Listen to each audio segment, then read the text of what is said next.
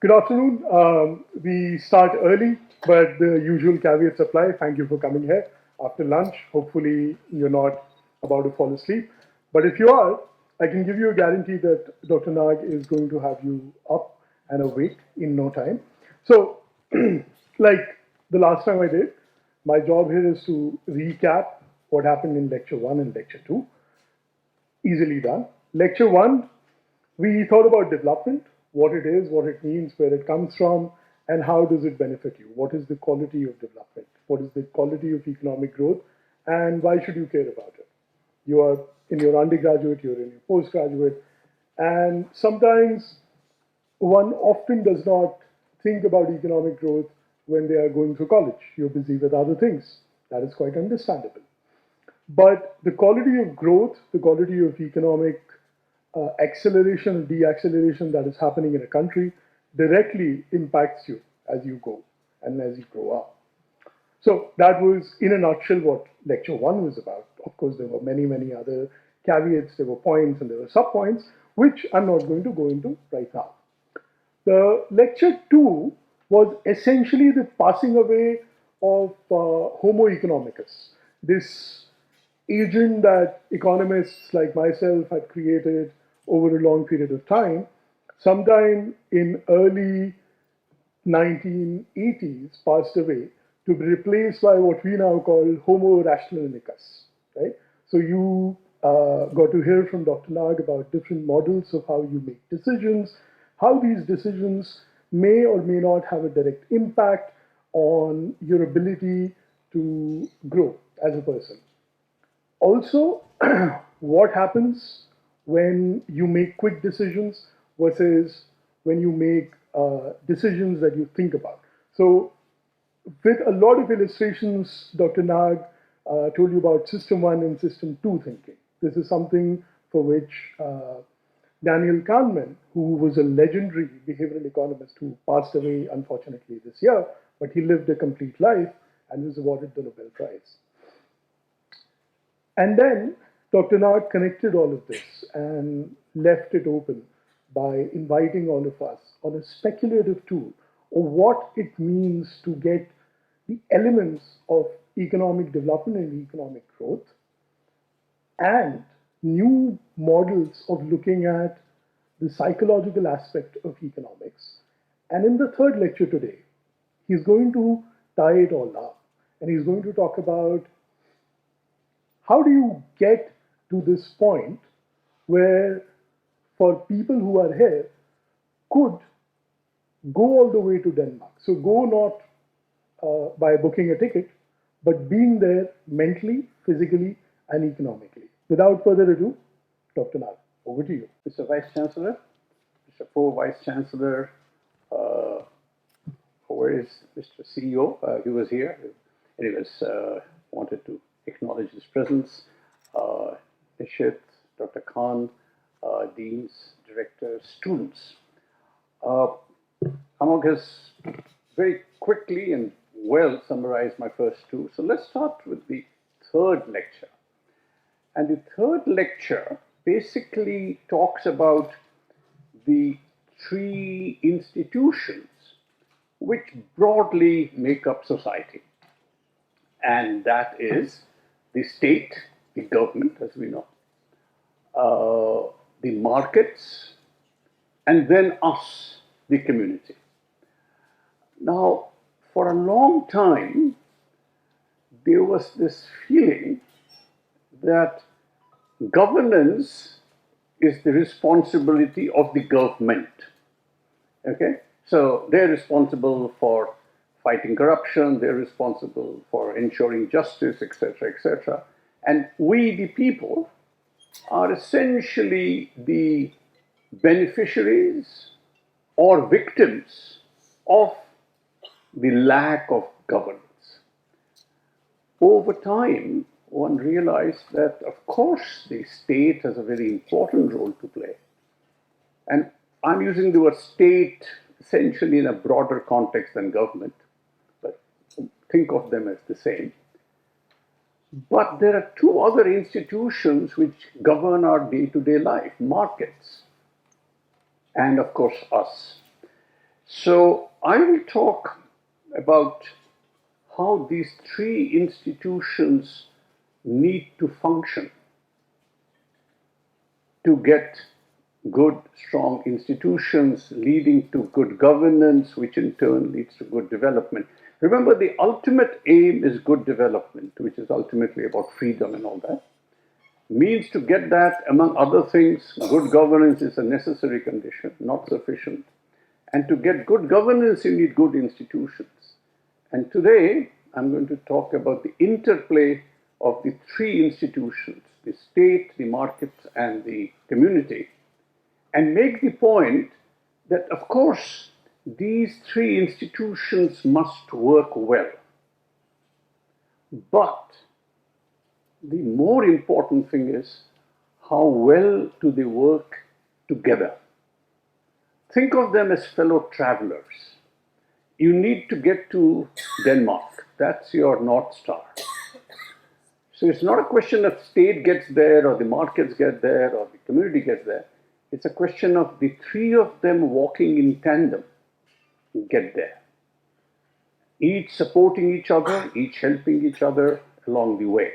So let me start with the state.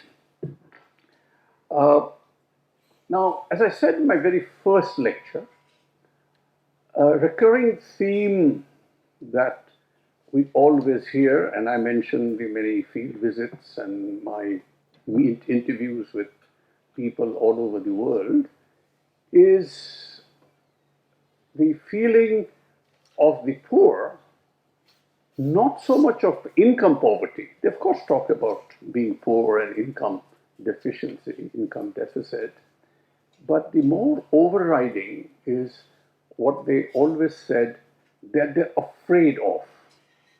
They're afraid of the village landlord. They're afraid of the money lender. They're afraid of the knock on the door. They're afraid of the goons. So this fear is a major debilitating force because it arises from the inability of the society to ensure what Professor Sain has called the fundamental freedoms. And the fundamental freedoms are, and we discussed it in the first lecture also, freedom from violence. You want to be, even if you're poor, you want to be able to sleep at night, not be afraid of being attacked. You want to be free of injustice. And of course, you want to be free from want. You want to be free of want of income, illiteracy, hunger, illness, whatever.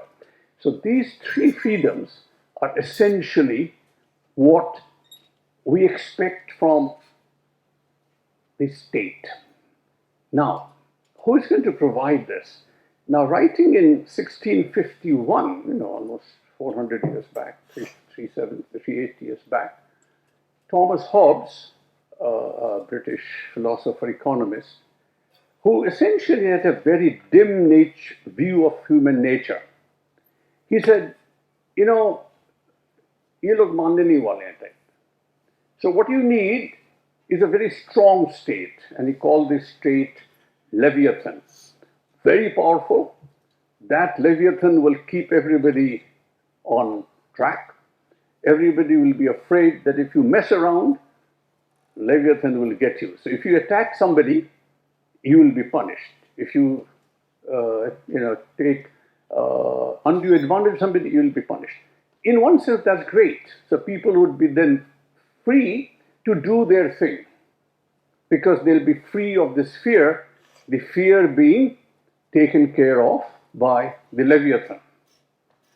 Now, there comes a fundamental dilemma. What if the Leviathan goes rogue?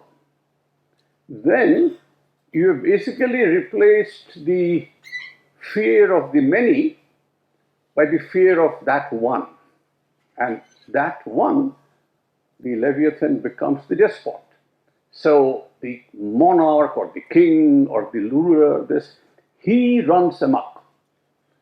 And you have no recourse because you have now vested all your power in that Leviathan. Huh? So that is where the balancing comes. Try to do too much, the state becomes despotic, runs the risk of becoming the fearful Hobbesian Leviathan. And try to do too little, of course, chaos reigns. That's what we were talking about. And everybody is free to do what they want. There's nobody to hold together. So the state needs to find a balance between its role as the guardian of justice and peace, but also somehow be constrained so as not to become the absolute despot itself. Okay? And that is what is called in literature that you need the shackled Leviathan. The Leviathan has to be shackled. And of course, we will see who is going to shackle the Leviathan. We all agree we need a powerful state, but we want also the state not to get so powerful as to become the problem itself. So the appropriate role and size of the state is, of course, a matter of great controversy on this spectrum, and also the resources available to the state, the competency of the state. So the state will have to prioritize. There's always this feeling in many, let the government do it.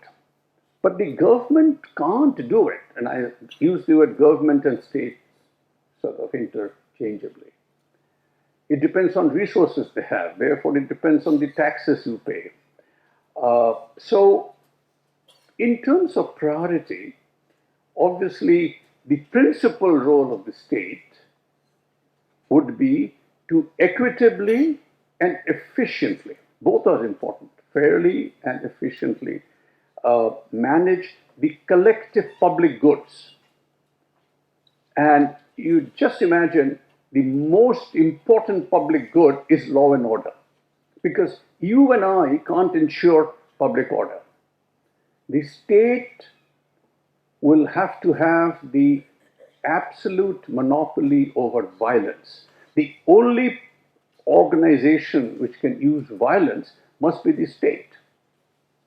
If you and I resort to violence, it obviously is going to break down. But the state's use of the violence also has to be constrained. Otherwise, they can let loose the police and the army on civilians, and that will be the end of it. So, to protect the weak and the marginalized and the poor and everybody else in society, you need the state to be that guardian of peace and security, and therefore laws which are written, more importantly laws which are implemented, would have to be a function of the state.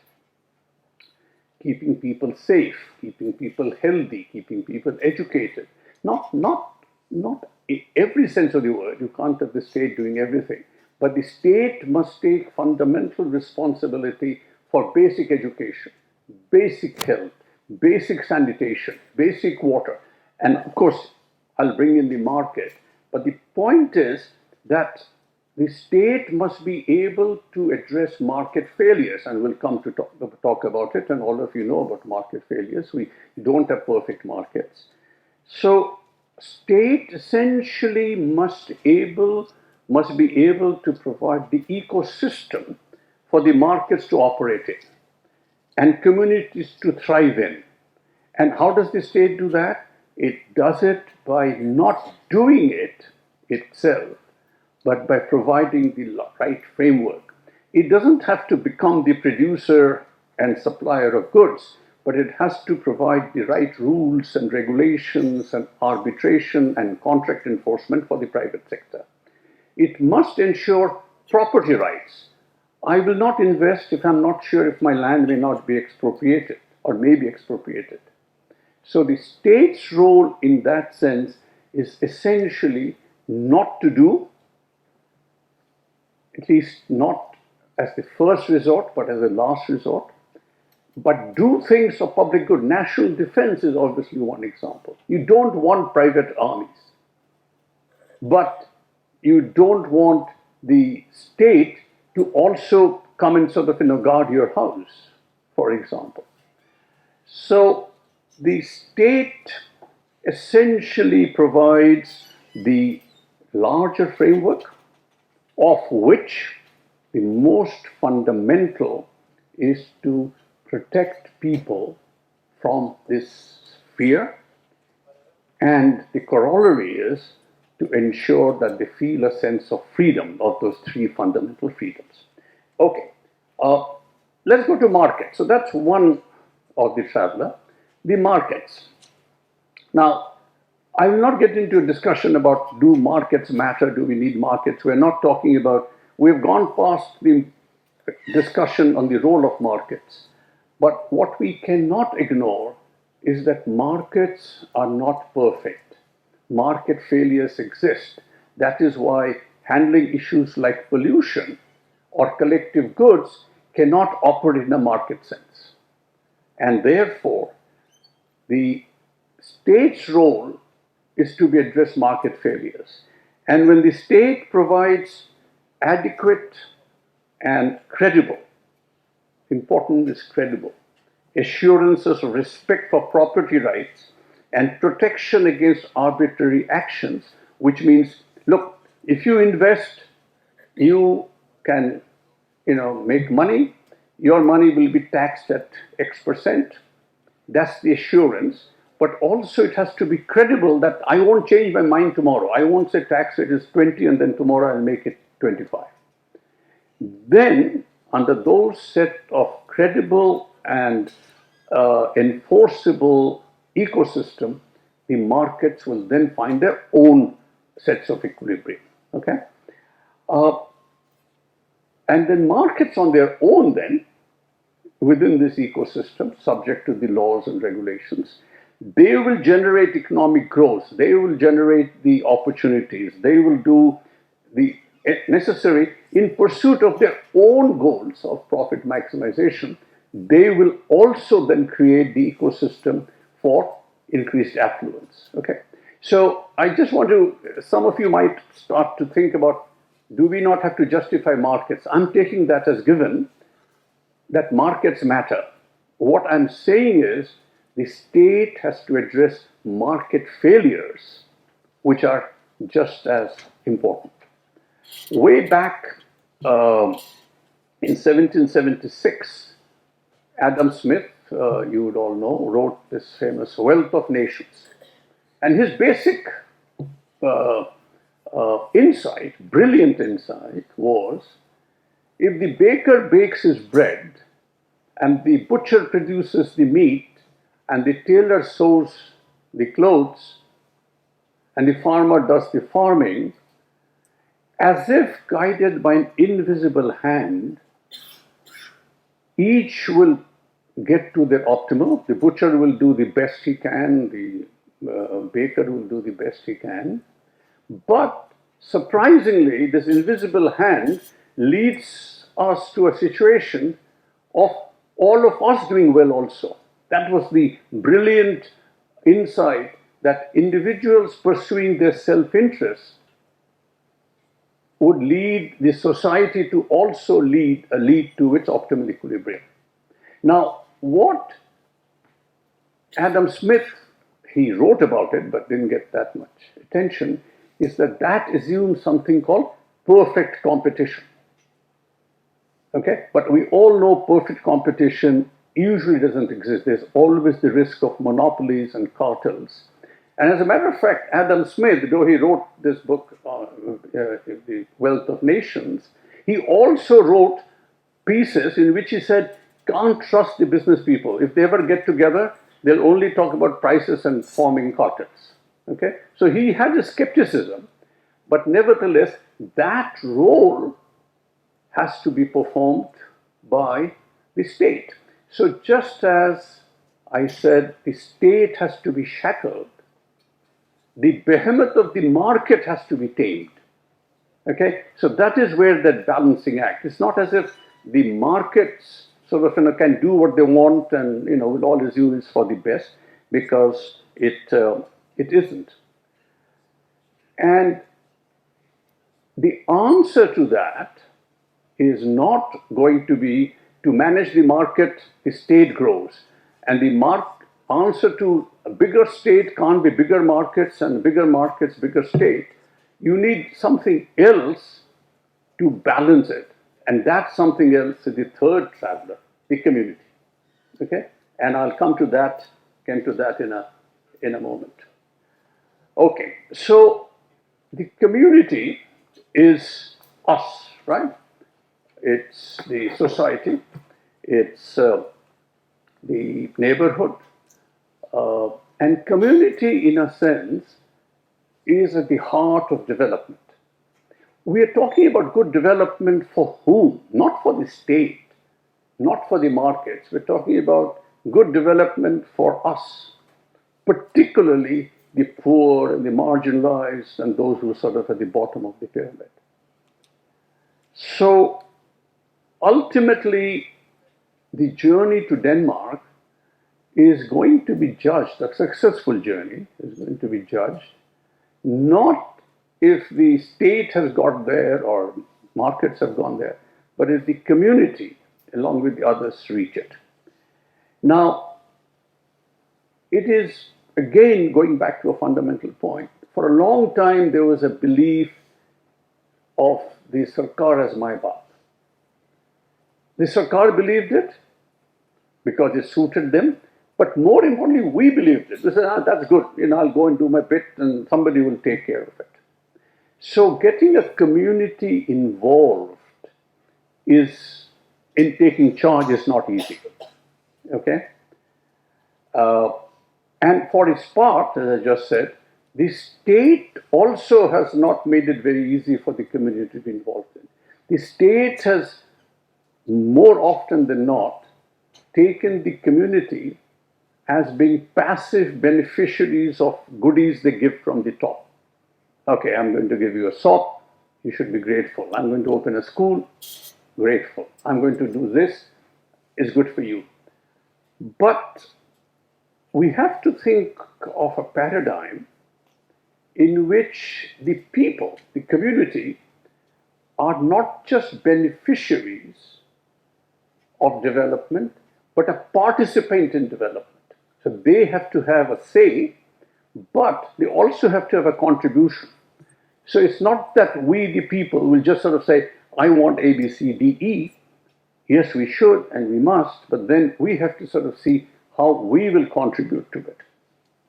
And that is a challenge. And the reason it's a challenge is also because of the power asymmetry in society, which I mentioned. I might say I want to do this, but who am I? Just one person on the side. The state is always more powerful. And the state, in turn, being influenced by the people at the top, the rich, the powerful, maintain the status quo. It's in their interest to maintain the status quo. So my basic thesis is that this asymmetry is in the interest of the powerful to maintain. The landlords, there is no reason for them to suddenly one morning say, wake up and say, I'm going to be generous. But we have to have a process by which, as I mentioned the case of the Glorious Revolution and other revolutions throughout, when they the powerful, agree to share power, not because they've suddenly become magnanimous, but because they realize that the alternative is worse. And as in the King Charles I in England, he paid for it with his head. Okay? So obviously, we're not talking about getting there, but that is the dilemma, and that is the challenge of this balance.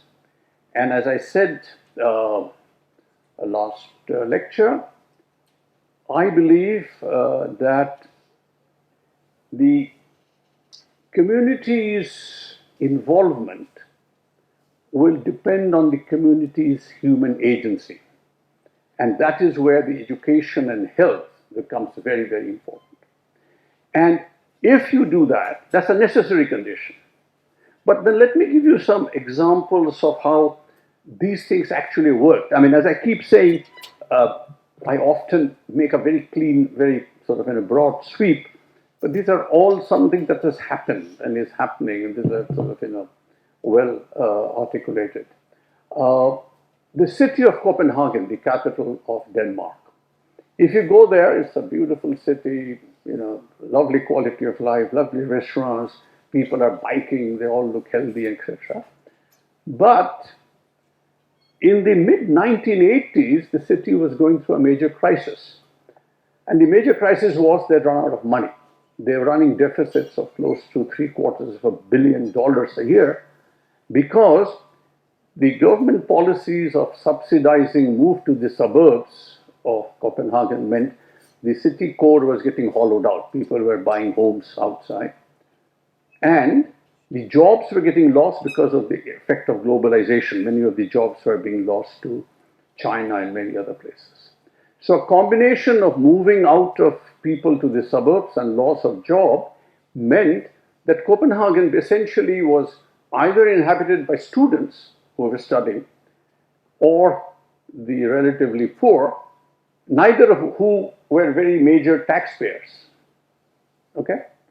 So this Kingdom of Denmark sort of did, I think, a brilliant thing. They basically said, let's get into what is called inclusive localism, which basically means get the community involved.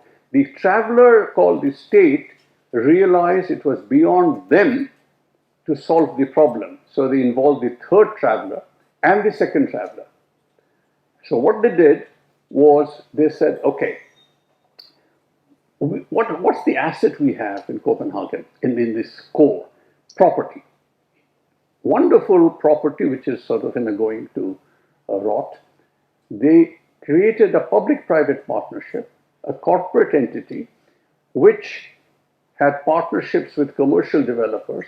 The community was very involved in getting commercial, beautiful commercial spaces built.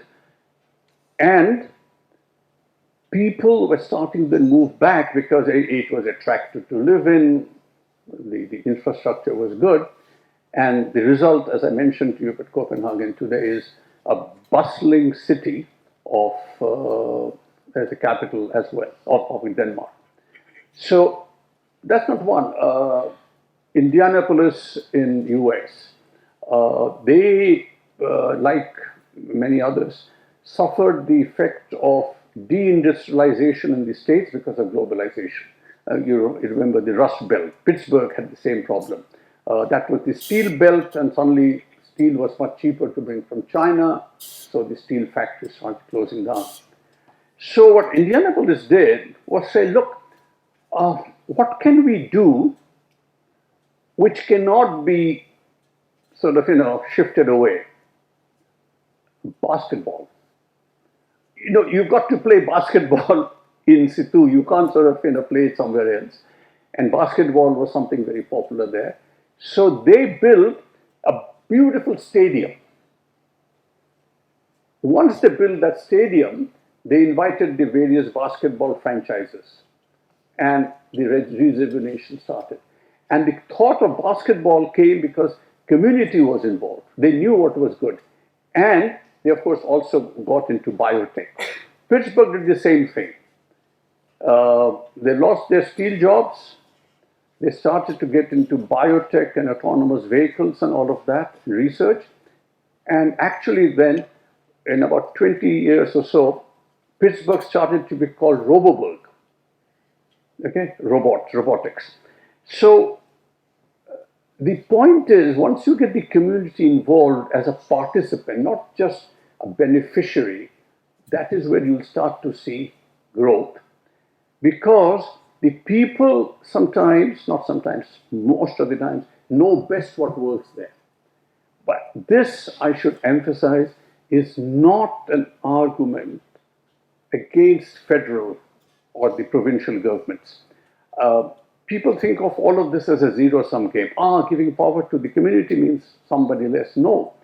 This is what I have called, others have called, what is called the subsidiarity principle. Let the decision making get to the level where it is most effective. And I'm very pleased, Mr. Vice Chancellor, to see that in university you certainly practice subsidiarity very well. Students are very involved in many things, as CEO was telling me. And that's great. That is, rather than only the teachers and the director saying, do this. Of course they do, they have to. But the students are very involved. The subsidiarity principle is, I think, a very important part of this empowerment. Closer to home, a good friend of mine, unfortunately, he has passed on, came back from the World Bank, George Samuel, and he lived in Bangalore, and he found that the situation in his locality, social services, the infrastructure services, public service, was terrible. And so when he went to talk to the local councillor or the board chairman, they said, who the hell are you? You've come from Washington, go back to Washington, type of a thing. So what he did was, he said, look, I will not say this is bad, this is good, this is indifferent, you are doing a lousy job, because then people will get defensive. He formed the so-called PSC, Public Action Center, in which he just sent out a questionnaire to all his neighbors, saying on a scale of 1 to 10, how do you think is our garbage collection? On a scale of 1 to 10, how do you think is our street cleaning, etc., etc.? And people sort of, whatever number. But that by itself wouldn't mean much, and nobody would care. But what he did brilliantly was, he circulated the same questionnaires in a large part of Bangalore. So he had community A saying 5 on 10, community C saying something else, community A saying 8 on 10. He compiled it, and he went to see the chairman of BMDA, Bangalore Metropolitan Development Authority. First time he went, the chairman said, who are you? And second time, third time, he said, I just have to give you a scorecard. I said, scorecard? What scorecard is this? So this is the scorecard of your boroughs in Bangalore. But interestingly, after he left, he found out the BMDA chair called the borough chairs, and he said, what the hell is happening? Why is your score 5 out of 10 and theirs is 7 out of 10? And that started a whole process of rejuvenation. Now, Bangalore is far from perfect. Nobody is perfect. But it started a process of community involvement in a non-threatening way. He didn't say, you guys are inefficient, you guys are corrupt. He just said, this is what your clients feel about you. And this is what clients there feel about them. So what is the difference between these two? The budget is the same. Sometimes actually you're getting more money, so obviously some leakage is happening, etc., etc. My point is that community involvement is not a threat to the state. Depends on, of course, how it's presented. The three fellow travelers have to move in tandem to make sure it works. And how does it work? If the state gets too big, i.e. the despot, the community, not individually but collectively, can have a voice. And the markets can have a very important voice. Markets can leave. When I say markets, the investments. So you can do all you want. You change my tax rates retroactively, because that's what you think you can do. Okay, I'll leave. And as a matter of fact, that has happened in many countries. If I leave and I am company A or industry A, sure enough, industry B and industry C will say, what are we doing here? More importantly, industry D and E who were thinking of coming in will not come. And there's a whole series of literature on this so-called exit and loyalty. A very famous economist, Hirschman, and others have written on it. And that is a major control of the markets.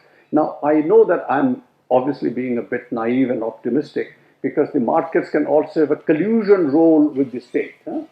You get favors from the government to make sure you contribute enough to the political parties. That happens. But as you know, I always take the broader view and sort of think of the positives, and so that's one way. The community can have a very major, and people vote with their feet. If you have a large emigration, you've got to start at the state thinking why. Nobody wants to leave home for the sake of it. There is a reason.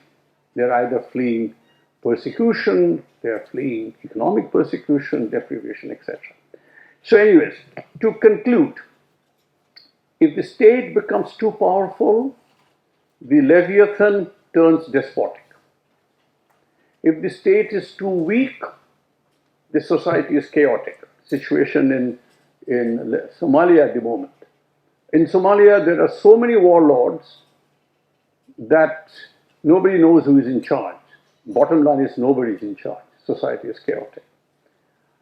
If the market is too strong, the society becomes inequitable because the cartels decide, the monopolies come in, they can price what they want. And if the markets become too weak, society becomes unproductive because the markets then basically do not produce, do not employ, do not create the wealth. And of course, if the community becomes too strong, then the social order is disrupted because then some groups of people sort of can dictate what's going to happen. And if it's too weak, obviously it means that there's a possibility of not only inequity, but crony capitalism. Community being weak means markets and the state can sort of get together and say, you take this contract, you take this contract, and my friends will win. So the challenge is not only how these individual travelers will perform, but how the three of them will perform together. As I said, the three travelers traveling in tandem. Now, of course, you would say that this is all very well, Professor, but in institution development, but isn't there something called leadership? And I want to come to that briefly because obviously it does. In 1965, Singapore was booted out of Malaysia. They were part of the Malay Republic. The Malaysians said, you guys are useless. You neither have water nor natural resources, get out. And Lee Kuan Yew was the leader. And he actually broke into tears. He said, my God, what am I going to do with my people? Literally no water, no resources, nothing. At the same time, 1965, another country in the East, Far East, Philippines, elected its 10th president, Ferdinand Marcos. At that time, Philippines was considered to be the jewel of Asia just after Japan. Japan had just held its Olympics in 1964, so Japan had already started to emerge as the obvious leader, and Philippines was the next. And if I tell you an anecdote, you'll be very surprised. There was the first escalator that was built in Singapore, first escalator in a shopping mall around that time, broke down. So big chaos, big confusion. So they said, now what do we do? They said, well, it'll take a long time to get a spare part. And the supplier said, no, we'll get it tomorrow. So what do you mean get it tomorrow? Where will we get it from? It's going to come from the US, right? They said, no, we'll get it from the Philippines. So Philippines had that role, that space in Asia. Fast forward 30 years, 25 years, both Lee Kuan Yew and Marcos were finishing their term. Marcos was running away, being airlifted out of Manila to Guam in a helicopter because there had been the so-called People's Revolution. Lee Kuan Yew was feted as the greatest leader Singapore has ever had. And Singapore, of course, in the meanwhile, as you know, became Singapore, and Philippines, became Philippines. So yes, leadership matters, no question.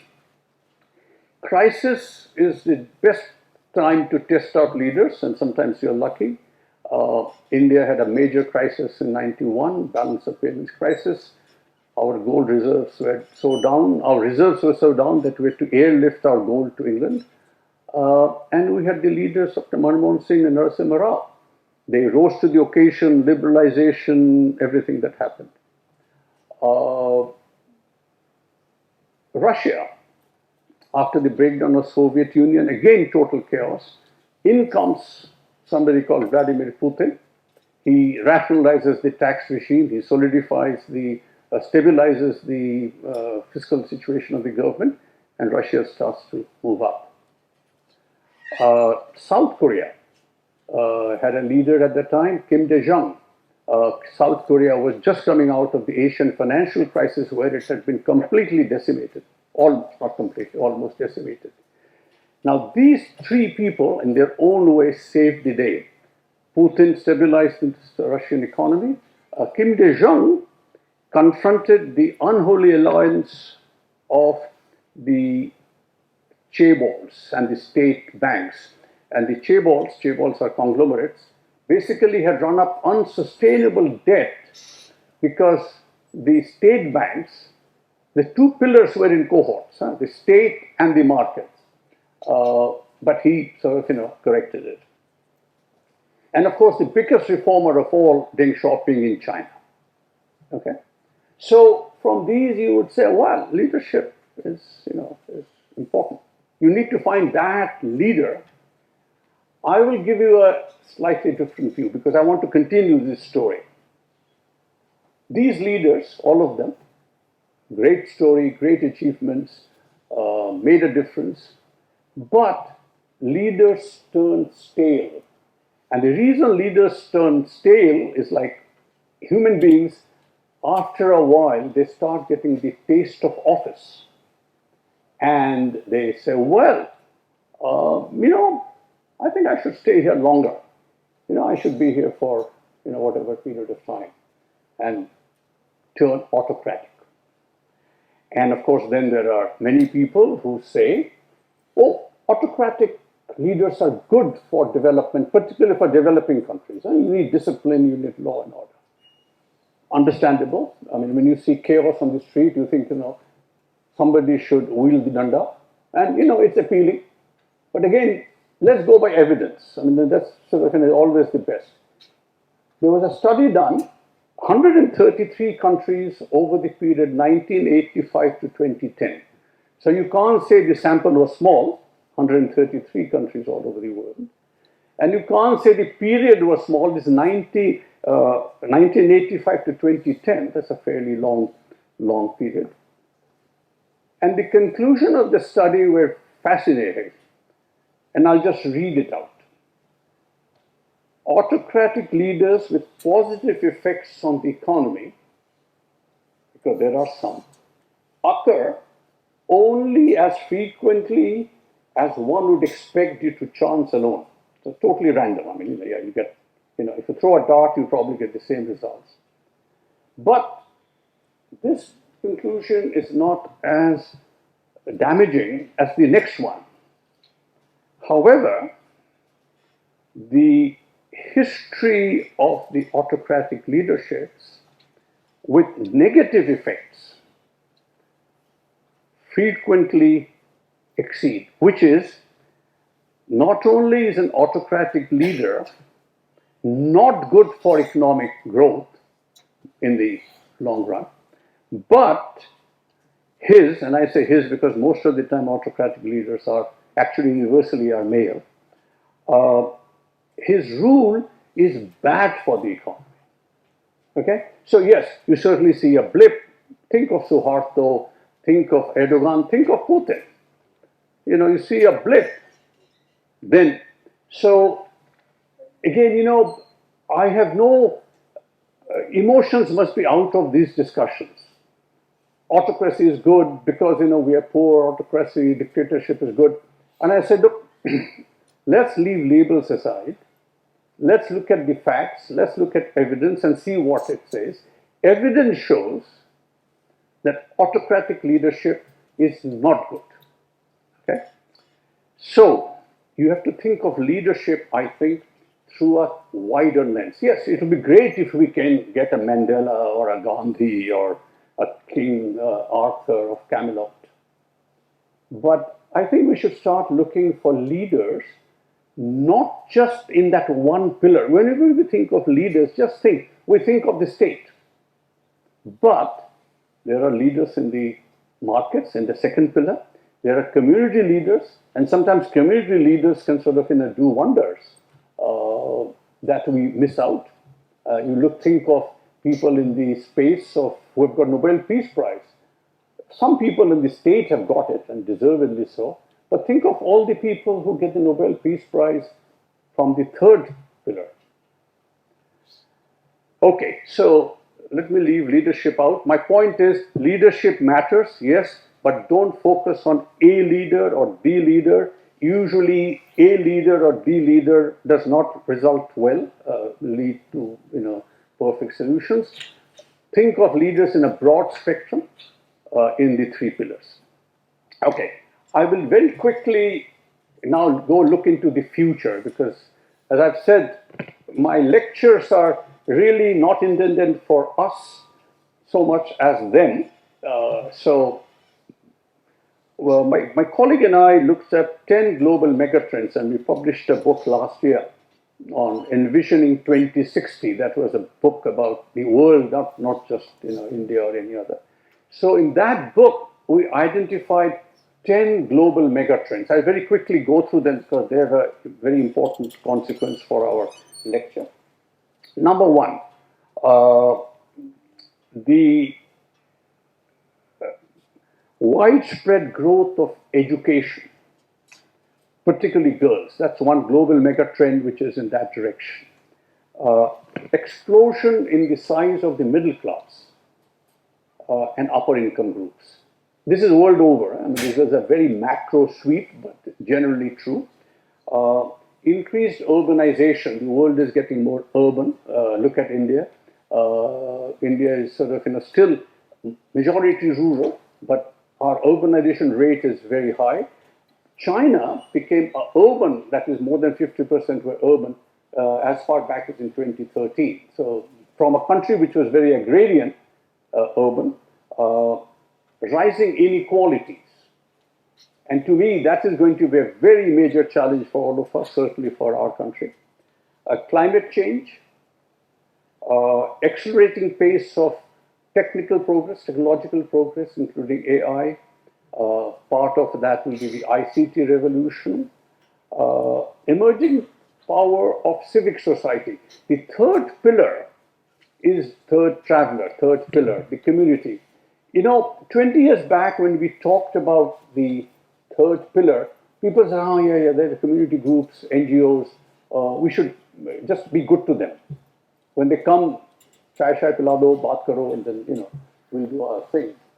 They are now a power unto themselves. And I think the emergence of civil society is going to be a major factor. Accelerating spread of social media. It'll have its negatives, but I think the larger part is going to be positive. Rise of the emerging economies. India, growing country. It'll have a greater say in global governance than taking the post-Second World War governance structure.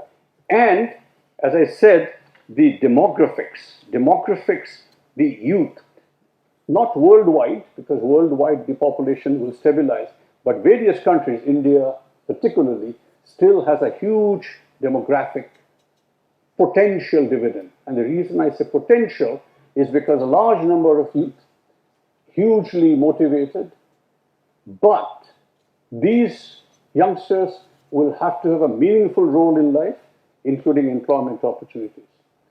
If you don't, then this demographic dividend can easily turn into a demographic nightmare.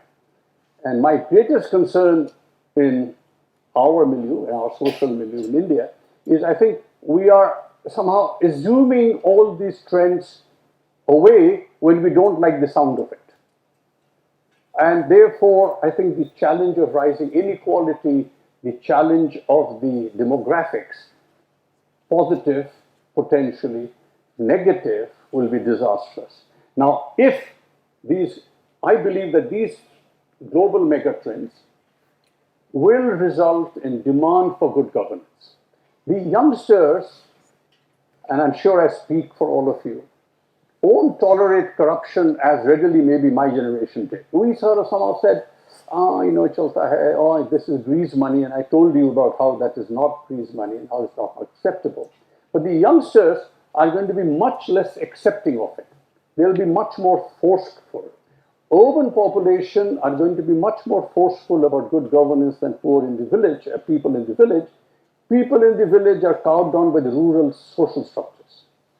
They are afraid of the sarpanch. People who live in an apartment block couldn't care less if a neighbor was, a senior officer, whoever.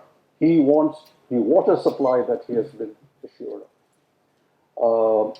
And of course, the young, particularly the educated girls, are not going to tolerate many of the gender deprivations which have just been there and somehow people thought will become accepted. Caste discrimination, other discriminations. I think the young are going to be much more demanding, but also they will be part of the supply. It's not good enough just to demand, but I think a human capital that the youngsters will acquire would obviously be a positive factor. Now, overall, over the last 50, 70 years, the situation of governance in the world has improved. We have to be positive. The world today, as I said right at the beginning, is richer today. People live longer, they're healthier, they're more literate, and they enjoy better governance. Of course, we've got huge pockets of deprivations, including on justice, including on governance. But if you take a broad swath, there is reason to believe that the arc of history does bend towards Denmark. You just look at the situation in the US. When you look at what's happening now, you say, well, that country is gone. But just look at in the 1960s, the African Americans could not vote. You could not drink from the same fountain. This is in the US, not in Africa, not in South Africa. And look at the fact that we did have, or they had, an African American president in 2008. So, where do I come out of all of this? My feeling is that overall, the pressures for good governance are only going to increase. But I also think the capacity to deliver good governance of the three pillars will increase. And the three will walk better in tandem. Each country, I have to emphasize before I close, that each country will have to find its own way. Each country will not have the same Denmark. So India, China, they'll have a different Denmark. There is no one blueprint. There is no silver bullet. But as I said, the history of the world tells us that the journey does bend towards Denmark, and I see no reason why that path will not continue. So, Mr. Vice Chancellor, as I end this 3-series lecture, first of all, I'd like to thank you very much, and the faculty and the institution and the students for giving me this opportunity. This has been a great opportunity for me. And I really end this with a hope that each country, and certainly each one of you, will, paraphrasing Tagore, awake into that heaven of freedom